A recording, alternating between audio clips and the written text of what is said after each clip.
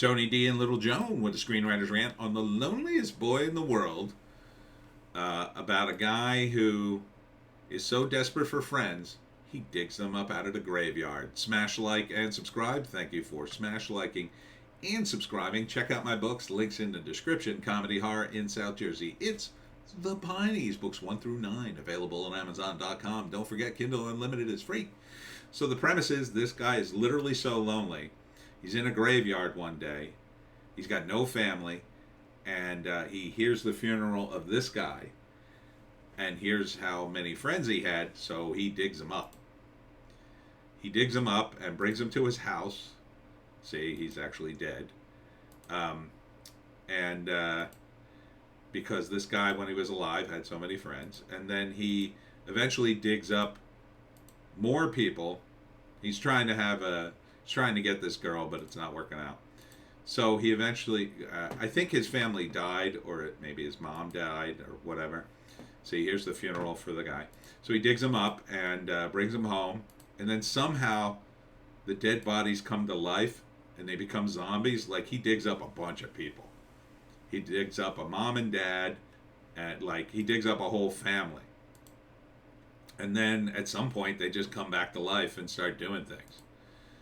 So I don't know if it's in his mind or if it's actually real, but here the dad figure is like fixing cars, and they're actually zombies, and they're actually rotting too, which is kind of funny because he keeps doing things to hide the fact that they're undead, I guess. And he met this girl and he's trying to get with her, and it's not working out. And then of course there's a Halloween episode where the characters will look normal. And a guy kind of is onto him, and you could see the zombies are falling apart. So it kind of looks like a funny Halloween movie. The loneliest boy in the world. You can see by the lettering. And here at one point, the little girl who's like his sister zombie, he accidentally pushes her off the edge of his bed because she came in to wake him up, and her head falls off. So that's kind of funny. Let's see who wrote this. Can't see. Written by Piers Ashworth, who's also one of the producers. Director Martin Owen. Yeah, and I don't think I recognize any of the actors. No. But it looks like a solid premise. Really does. Do you have a date on this thing? Rated R. Nope. So yeah, this is a good idea. I mean, it's a fun way to do zombies, right? Now I'm not sure how the zombies come back to life. Again, it could be all in his mind, but I kind of doubt it. They look pretty active. They look like they're affecting their environment. So yeah, like the zombies are rotting. It looks like he stapled his ear back on. The zombies are rotting, but they're also being nice to him. They're nice zombies. They're not trying to eat his brains or anything. And they're basically trying to get him through a tough time in his life because he's so lonely, while this guy is trying to catch him with the bodies. And this is his best buddy. So, yeah, apparently they interact with other people, so I think it can work. I think it does work somehow. How they become zombies, though, they don't say. Maybe it's just one of these movies. It's just his force of will. You know, he's so lonely, he manages to make them come back to life, kind of thing. But I think this could be fun. It looks like a fun, nice movie with a positive message. So the first act is, of course, he's extremely lonely, just really super lonely. Doesn't have anybody in the world. Goes to the graveyard to visit, I'm going to guess, his late mom, and who's been dead a while. He has no family. He's all by himself. And he happens to be there during the funeral of the guy with the glasses who was loved and was an outgoing guy, right? So he digs him up. I say that like, oh yeah, he digs him up, of course. He digs him up, takes him home. He's doing like a weekend at Bernie's things. Then he takes it another step and he digs up a whole family because maybe he lives near the graveyard or whatever. And he's isolated enough that nobody notices, I guess. So he digs up a bunch of people, and I guess he'd have to dig up people who are freshly dead, and that's sort of the conceit why he doesn't dig up, say, his own mother or whatever.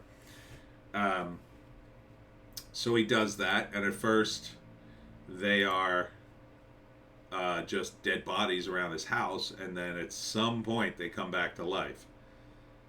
At some point, yeah, like this guy. It's cool effect. I love that effect. Like he's dead, but he's got no shirt on. That's great effect. This is definitely kicking it up a notch. So like he's dead, but like you can see his skin hasn't rotted yet. Like he's freshly dead, right? So the second act is they come to life, and so they become a weird sort of family. Faux family.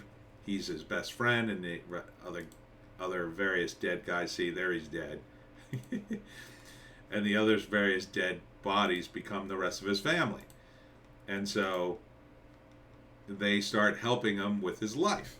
Like this guy is the guy who's like the outgoing one. He's trying to help him get girls and trying to make him change his life. This zombie is acting like his mom, and the other one's acting like his dad, and the other one's acting like his sister. Maybe he's acting like an older brother, I guess. And so they help him be more social. But, of course, he has to deal with that they're zombies. They smell, they're rotting, they got to cover up their looks. They're getting worse and worse as the story progresses. He meets a girl, tries to interact with her, doesn't have much luck. They help him. It gets better and better. But, of course... and then there's a scene that takes place during Halloween. So maybe the conceit is they come back to life on Halloween. And then there's a guy with a camera trying to expose him because he suspects what really happened. And then I guess the third act, the climax is, will he get the girl? Will he be able to hide the zombies? Or will they go back to their graves, I guess? They'll probably go back to their graves at the end. I would imagine the end of this is the zombie family who is just there to help him willingly go back to their graves after finishing up like the last few items they had before they died, and they're all still friends and he misses them, but now they're back in their graves. But maybe not. It's a kind of a comedy, kind of a dark comedy, so it might be that they all hit the road and continue their weird undead existence, helping others until they rot away.